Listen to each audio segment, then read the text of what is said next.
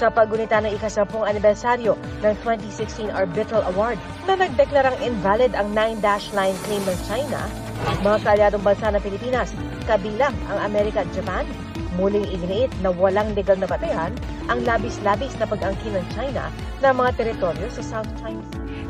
Halos 50 bahay sa ilalim ng tulay sa Quezon City. Nasunog, tulay, sarado sa trapiko. Dahil sa pinalakas na habagat, naglalaki ang mga alon, humampas sa baybay ng Tansa, Cavite, at sumira sa ilang bahay sa Zamboanga, Sibugay. Alex Ayala, mainit na sinalubong sa kanyang pag-uwi kasunod ng historic run sa Wimbledon. Nagngangalit na mga alon ang humampas sa baybay ng Tansa sa Cavite. Umabot sa bubong ng bahay ang hampas ng tubig. Nakalikas na mga mangingisdang nakatira sa lugar. Naitibin na rin nila ang kanilang mga bangka.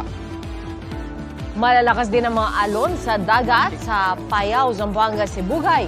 Nasira ang ilang bahay sa barangay Lumantik at walang namatay o nasaktan. Nakikituloy muna ang mga apektadong residente sa kanilang mga kamag-anak. Ang mga naglalakihang alon, epekto pa rin ng habagat na pinalakas ng bagyong Inday na nakalabas sa kahapon sa Philippine Area of Responsibility. Mula sa dumaraang sasakyan ang sunog na ito sa ilalim ng tulay sa Congressional Avenue sa Quezon City mag-aalas 10 kagabi. Dikit-dikit na mga bahay sa ilalim ng tulay ang natupok ng apoy na umabot sa ika-4 na alarma. Dahil sa laki ng sunog, hindi na madaanan ng mga motorista ang tulay. Ilang bahagi rin ng kalsada ang umusok dahil sa nasirang aspalto. Ivan, patuloy na binabaha ang ilang bahagi nga ng Macabebe, Pampanga sa kabila nga ng paghina ng ulan dulot ng habagat. Ayon sa mga otoridad, pinalala ang baha ng high tide na sinabayan pa ng agos ng tubig mula sa upstream areas. Sa karatig bayan naman ng Masantol, gumawa na ng pansamantalang digi ang lokal na pamahalaan para maibsan ang epekto ng pagbaha. Nananatiling problema ang baha sa 17 barangay sa Macabebe, Pampanga. Sa barangay San Gabriel, may mga residenteng gumawa na ng improvised tulay sa kanilang bahay para di lumusong sa baha. May mga namimingwit sa gilid ng kalsada dahil umapaw ang mga palaisdaan ng palayan. Nagmistulang koro sa karagatan ng Pilipinas ang daan-daang barkong sabay-sabay nagpatunog ng sirena. Paggunita yan sa ika-10 anibersaryo ng makasaysayang 2016 Arbitral Award na nagpawalang bisa sa 9-line ng China sa South China Sea. 10 Longhorns, it symbolizes the 10th anniversary of the Arbitral Ruling Award. The message is very clear. It's upholding the maritime law. Nakiisa riyan ng Philippine Navy.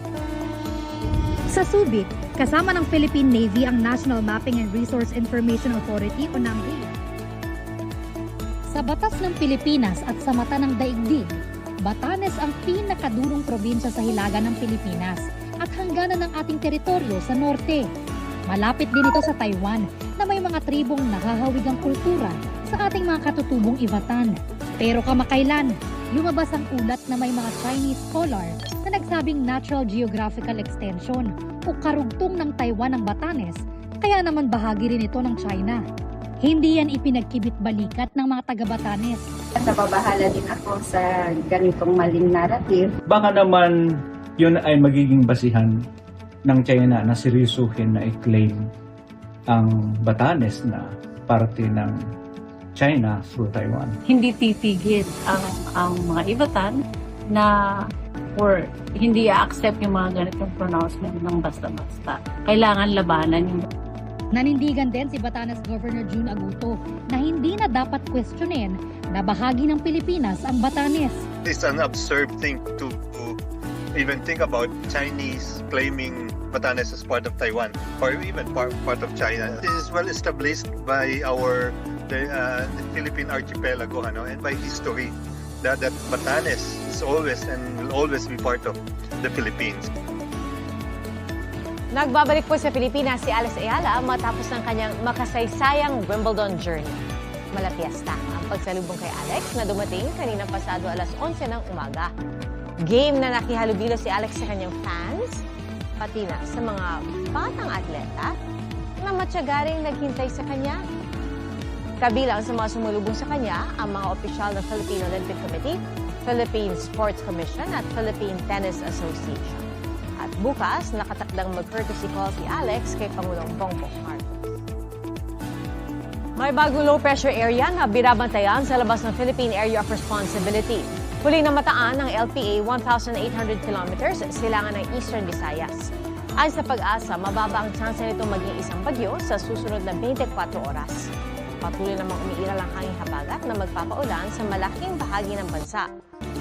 Base sa rainfall forecast ng Metro Weather, may tsansa ng pagulan bukas ng hapon sa Ilocos Region, Cordillera Administrative Region, Central Luzon, Calabar Zone at Mimaropa. Sa tanghali naman, may tsansa ng kalat-kalat na ulan sa Eastern at Western Visayas. Localized thunderstorm naman ang nagpapaulan sa ilang bahagi ng Mindanao gaya po sa Davao. Scale na pogo. Nakatutok si John Consulta. Hindi na nakapalag ang 4 na Chinese nationals sa loob ng kanilang condo unit sa Parañaque nang arestoy ng National Bureau of Investigation Organized and Transnational Crime Division. Suspect sila sa pambubugbog sa kapwa nila Chinese. Nasagip ng mga taga-NBI ang biktima sa banyo kung saan siya ikinulong. Kawawa naman to. Hirap. Nakakulong sa banyo at nakatali ang kamay. At pag tinignan mo, meron ng mga sintomas ng pananakit. Ibig sabihin, sinaktan na siya, may mga sugat, may mga pasak. At dito na natin siya kinuha at kumuha tayo ng mga impormasyon ukol sa pagkakabintini sa kanya. Utanding sa Maynila, may natagpo ang punggan ng Bureau of Fisheries and Aquatic Resources sa may bayan ng Bitas sa Tondo.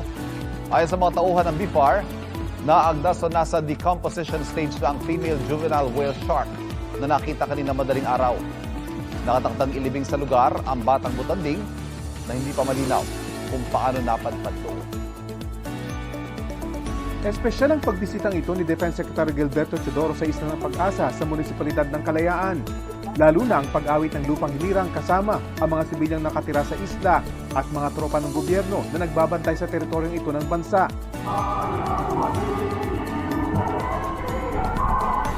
Ayon sa kalihim, 10 taon matapos ilabas ng Arbitral Tribunal ang kanilang desisyon na nagpapawalang visa sa 9-dash line ng China.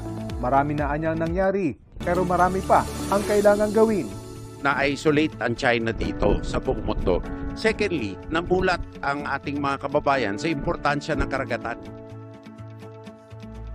Sa unang 3 araw ng impeachment trial, isang testigo pa lang ang sumalang, si NBI Senior Agent John Mark Calilong. Ngayong linggo naman, inaasahang sasalang sina NBI Regional Director Jeremy Lotoc, Office of the Vice President Chief of Staff Attorney Zulaika Lopez at Belinda Bello ng Legislative Security Bureau ng House of Representatives. Ang suwestyon ni Senator Ping Lacson, ipag-standby na sa Senado ang mga nakalinyang testigo kada linggo para maisalang na kung maagang matapos ang isa. Hindi pa madalin na para mako-compromise na yung pagpipresenta ng ebidensya, pero madalin natin in such a way na huwag tayo mag-aksaya ng araw. Abutin tayo ng Pasko rito pagka ganyan ang pace natin na isang witness sa isang linggo. Sabi ni Lacson, bukas naman sa mungkahing ito si Impeachment Court Presiding Officer Cheese Escudero. Sa kanyang podcast, si Escudero na mismo nagsabi na bibilis na ng bahagya ang impeachment trial. Tinataya ko na sana matapos ito bago mag-Nobyembre o Disyembre. Pero hindi ko kaya magsalita ng patapos. Depende yan sa ebidensyang naisipresenta ng magkabilang panig. Sa inaasahang pagharap ni Lopez sa impeachment court ngayong linggo, pupunta rin kaya si Duterte? Wala kami sa totoo lang na idea kung pupunta siya. Ang balita lang namin ay nag-inquire sila kung pwede sila magdala ng catering ref, coffee maker, and... Nung Webes, nagpunta sa Senado si Lopez para sa mga hiling nilang sariling catering, refrigerator at iba pa. Isa pang ipinatatawag ng Korte si NBI Director Melvin Matibag. Wala pang petsa kung kailan siya sasalang. Gayunman, hinihiling ngayon ni Matibag sa kanyang sulat sa prosekusyon na isalang na siya ng maaga bago o sa mismong July 20 dahil may dadaluhan siyang regional summit sa Bangkok, Thailand sa July 21 to 22.